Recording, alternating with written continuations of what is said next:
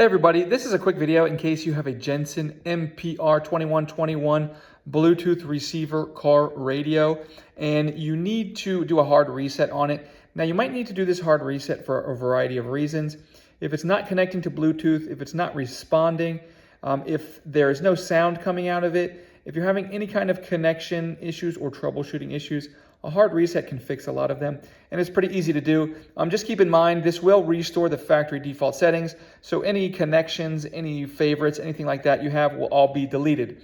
But if you're ready to do that, we can go ahead and do it. It's really simple. All we need is like a pen or a paper clip or a pencil or something like that, and we're just going to come in, and if you see over on the right, you have your auxiliary jack here, and just below it, it's a little bit hard to see, but that's actually where the reset button is. So you're just going to go in there and press that button down for about a second or two, and that will reset this radio receiver, at which point we can turn it on and just set it up like it's a new radio. Thanks a lot for watching.